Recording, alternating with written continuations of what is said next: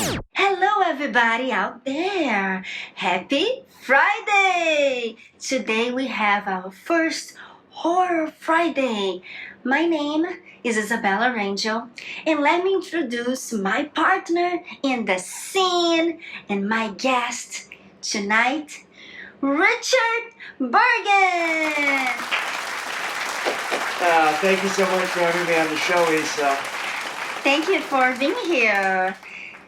So my star tonight is the director, the writer of Fang, a psychological horror feature film that talks about relevant themes like family conflicts, Parkinson's disease, and mental illness. Okay, Richard, so what is Fang? Fang is a movie that I wrote, directed, executive produced, did part of the soundtrack for, and a bunch of other jobs along with the wonderful team I worked with. And Fang tells the story of a young man named Billy Cochran.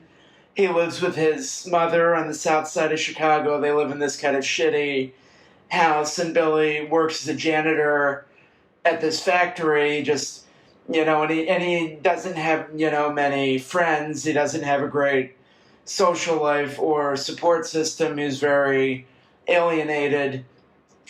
And so one night, Billy goes home. He wakes up in the middle of the night. He has to use the bathroom, and there's this rat in the bathtub. And so the rat jumps out of the bathtub. It chases Billy around the house. It bites him. And from that point forward, Billy starts noticing something different. He notices that this rat fur is growing on his skin. It's coming out of his skin, and he starts to feel like he's turning into a rat. And so that's the most I could say about what Fang is about without giving too much away. Oh, yeah. Cinesinners, you guys need to watch this film. Richard is a very talented young artist that struggles with mental illness. He was recently hospitalized in a mental facility and diagnosed with bipolar disease. How are you, Richard? I'm good, Issa. It's kind of a funny thing because I think, when you're mentally ill as an artist, it's really kind of a double-edged sword because, it's difficult to struggle with this mental illness, being bipolar, having anxiety, having depression, or having any other condition. It can make your life very hard, but it can also give you the right perspective that you need, in order to make movies about mentally ill characters. It adds a degree of authenticity that have had experiences that are similar to some of the characters in my movies, because they always say, write what you know, direct what you know, and, I know Insanity. I know Insanity very well, so I think that kind of helps me and hurts me at the same time, if that makes any sense. Yes, I understand. So, how do you feel being diagnosed bipolar? I mean, my first thought is, it was a feeling of, my life makes more sense now. Because I can identify with that feeling of being on, like, a roller coaster where you can feel, like, this euphoric joy 1 minute, and then you feel like you're crashing down later. You can go manic depression. And, I felt that when I was younger. In fact, I thought I might be bipolar before I actually got diagnosed. And then when I got the diagnosis, I was like, yeah, that doesn't bother me. It makes sense. Yeah, so it makes sense, yeah.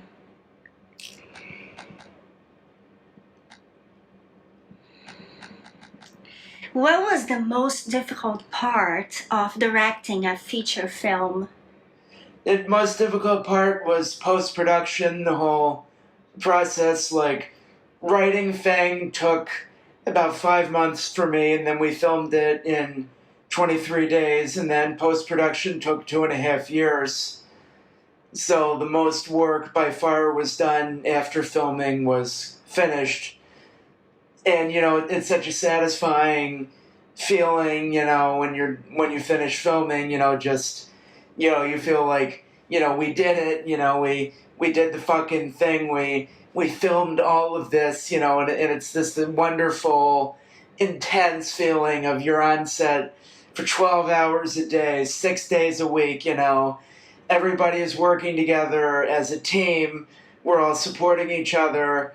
It's like being part of this giant organism with, all of these arms and hands that are completing different tasks.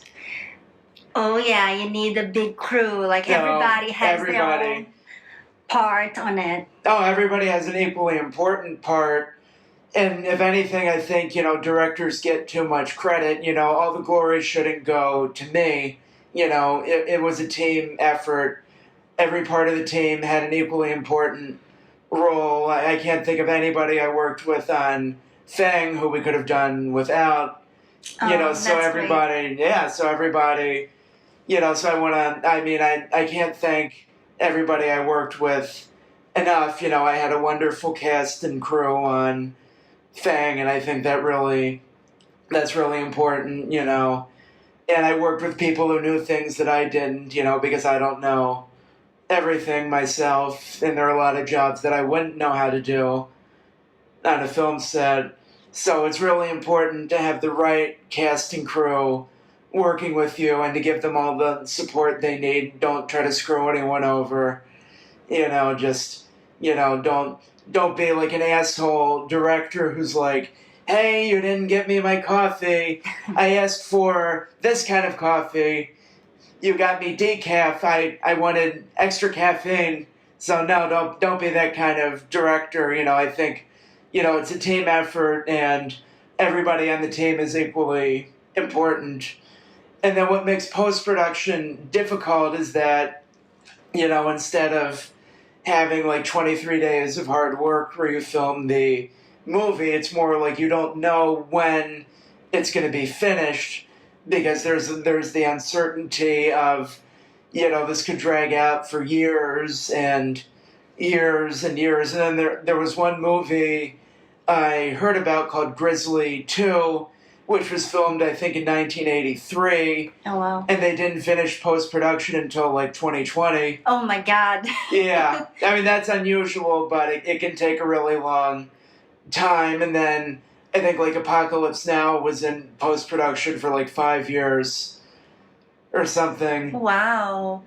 Yeah, I've heard, like, sometimes they have problems releasing the movie for some reason, And because of the pandemic, they had those issues too. A lot of movies were postponing and it couldn't be released on the theaters. Oh, that's one of the hardest things too, is actually getting it released and getting it in theaters. Most movies never actually get to play in theaters, and we had a beautiful theatrical premiere for Fang, so I'm happy that even if it never plays in another theater, aside from like film festivals, we had that night, it got to be played on the big screen, and it was really wonderful. Oh yeah, that's great. So what do you think about the B-movie industry?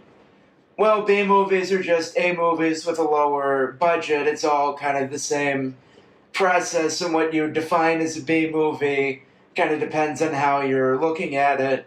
But it's like a continuum of movies. Like, the cheapest movie you can make is like you can just pick up your phone and film something on your phone and say, all right, I made a $0 movie. Oh yeah. I made a zero budget Anyone movie. can make a movie nowadays. Everybody's a director now with YouTube. Everybody's a director. Yeah. So those are the cheapest movies. And then if you're making like a B movie in the traditional sense, it's still made like the same way. Like as an A movie, you have the cast and crew, everybody. You have these different jobs. You might not have quite as many jobs. Like the credits for Fang are 3 minutes long, and on like a really expensive movie, you might have 10 minutes of credits to list everybody who worked on the movie, and then you'll have all these jobs, and it's like you might have 1,000 people working on like a really big budget movie, and for a low budget movie, you might have like 10 to 20 or 30 people working on it. Yeah. Yeah, because this is all very new to me. I told you this, Oh, right? yeah. That this is like, I've never heard about. I mean, I've seen a lot of B movies before, but that's a new concept for me, Oh, yeah. you know. And here we go. So what do you like the most about directing? I think the feeling of seeing it all come together, it's kind of like there's an adrenaline that you get while you're on set, and it's kind of hard to describe because it's like we're all working together on this kind of crazy mission. Yeah. And then it's exciting, when you're doing it. And then seeing the movie get made before my eyes, that's like, I think that's the best feeling. Oh, yeah. So do you visualize the Visualizing scenes it, yeah. in your mind, prior to filming? Oh, yeah. And it never looks exactly the way it does in my head, but that's life, But it's so cool, just seeing it come to life in front of you is a beautiful feeling, and it feels so exciting and empowering and all of that. It's like I can picture something in my head and then it can come to life. Oh, wow. Yeah. That sounds great. So how did you come up with the idea of Fang? Well, a lot of it was autobiographical for me. It's a little bit worse than my real life was, but I drew from some real life experiences. My dad got Parkinson's when I was in ninth grade, and from that point on, it was really hard living with him as he got sicker and sicker, and his mind deteriorated along with his body. He got Parkinson's dementia, so he was hallucinating at home, and the kind of the physical conditions of our home deteriorated along with that. Like, there weren't always a lot of groceries at home. There wasn't always easy access to food. And then we had several infestations at home. Like, there was a brown recluse infestation. I saw one of the spiders crawled close to my foot in my bedroom, and there was another one that I saw in the bathroom. Oh my God. Oh, yeah. That sounds so scary. It was bad, yeah. And then, you can't have a character getting bitten by a spider, because that would be like Spider-Man, that's been done. That's another movie. Oh, yeah. So I thought, I can have him be bitten by a rat, and so that was when I came up with the premise for Fang, is that it's a man being bitten by a rat, and then he starts transforming into a rat. Okay, and did you think about the metamorphosis from Kafka? Oh, yeah. Yeah. Okay. You said you were hospitalized. So what do you think about these mental facilities? How did you feel? How did that change your life? Well, it didn't change my life enough. The mental hospitals, like, I don't know how much they really cure people who are in there. It's more like, it's kind of like being in a minimum security prison with a bunch of crazy people. Wow. Yeah, and I think that the government, they're not doing much for these people. No, they don't. Because after you leave the mental hospital, they don't continue the treatment. You are on your own, right?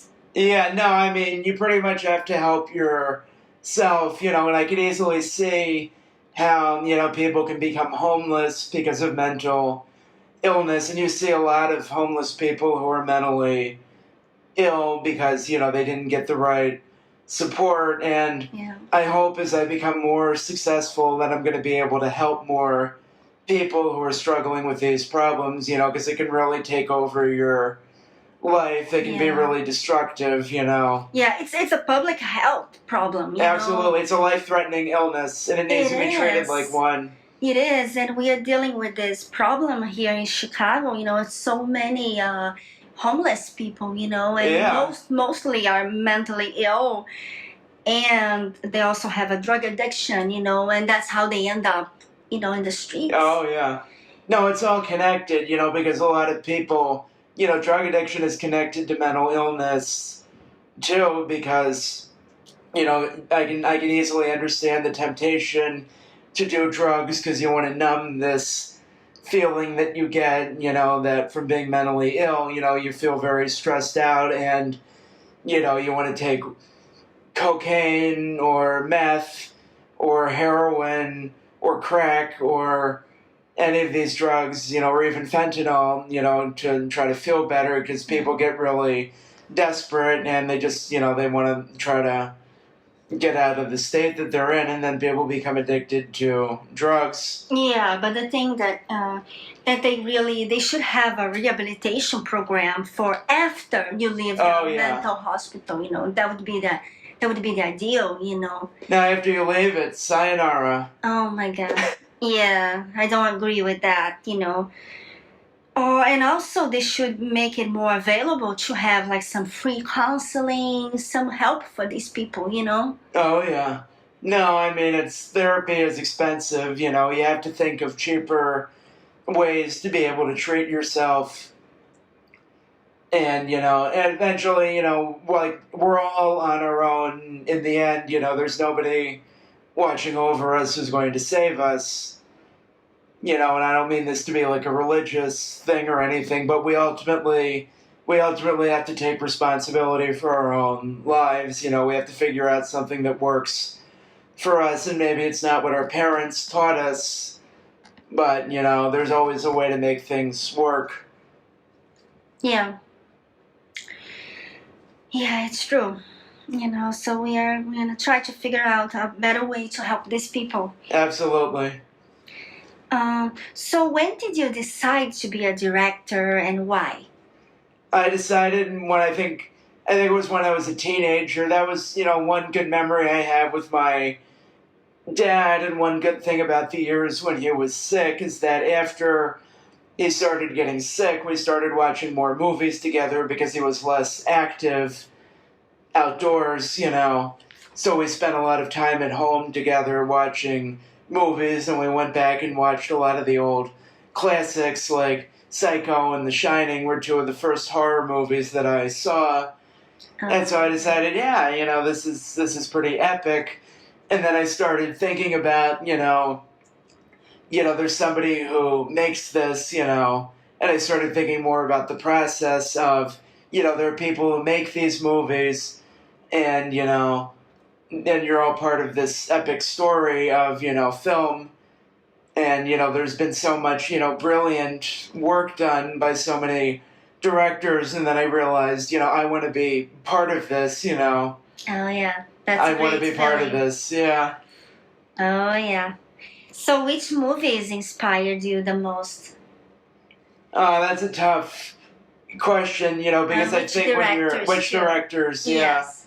Because I think, when you're making a movie, like if, you steal from one person, that's plagiarism. Mm-hmm. If you steal from like 20 or 30 people, then you're inspired because you're just mixing different, influences together. Yeah. Yeah, you can have different. You get one thing from one director, another thing for another one. Absolutely, yes. Yeah. No, if you're just ripping off one director, then you're going to make movies that are a lot like that director. Yeah, it's true. And what do you think is the most important thing in the movie?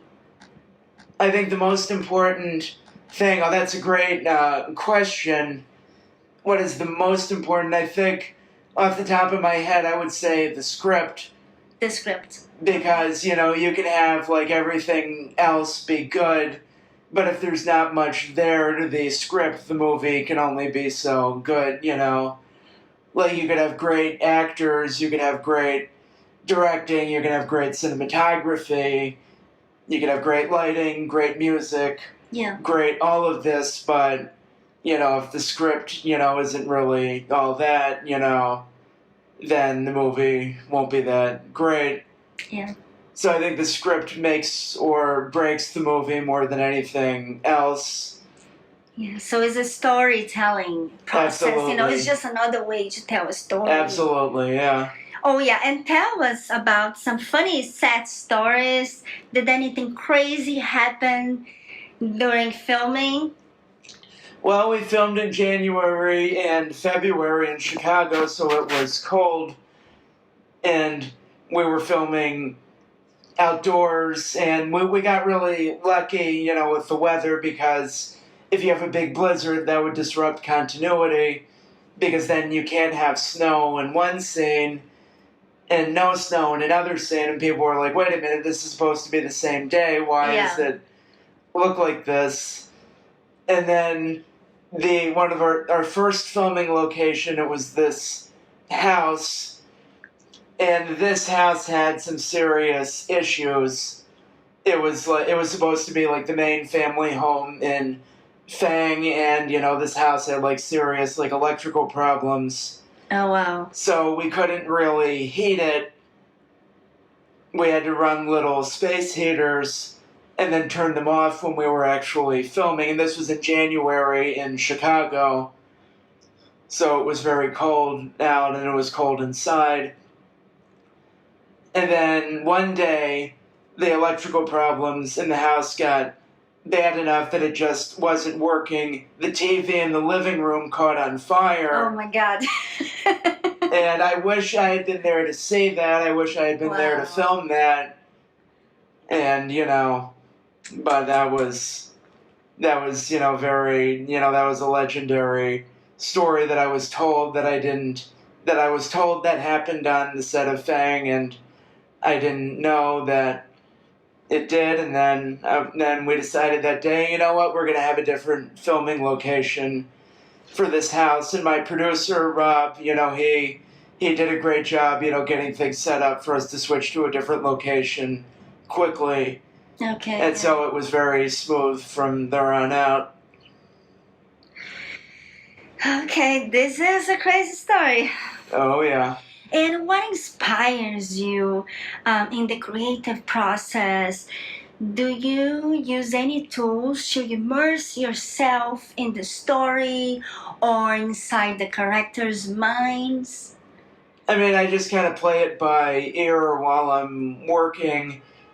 I don't really have any, I couldn't even really describe what is my technique of coming up with this stuff. I just kind of try to let it come to me. And then, you have to kind of go by your instincts, because, it's, I think you either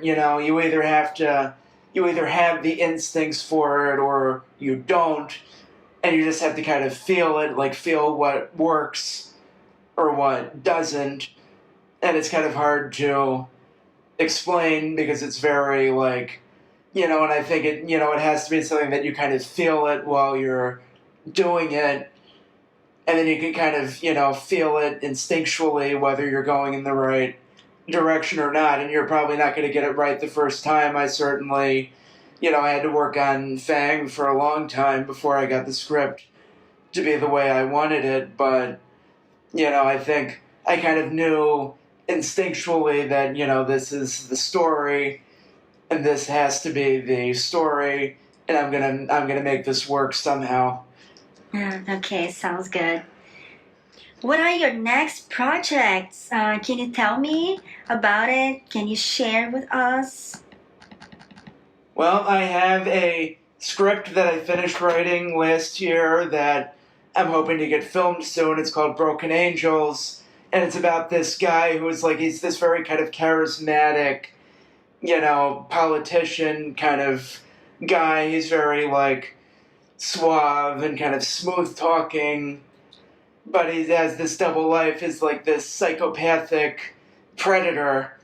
And so the good characters are kind of discovering more about this guy, and they're trying to prove that he's doing all of these crimes, and that he should be put in prison. But then it's hard for him to get in trouble because he's so good at convincing people to be on his side.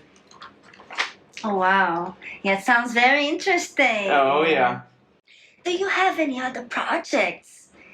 Well, one goal of mine ever since I've been, actually since before I went to the mental hospital, is that I want to start my own charity. I want to start a charity to help artists who have mental illness and disabilities, because I know how, debilitating this can be after going through the mental breakdown myself.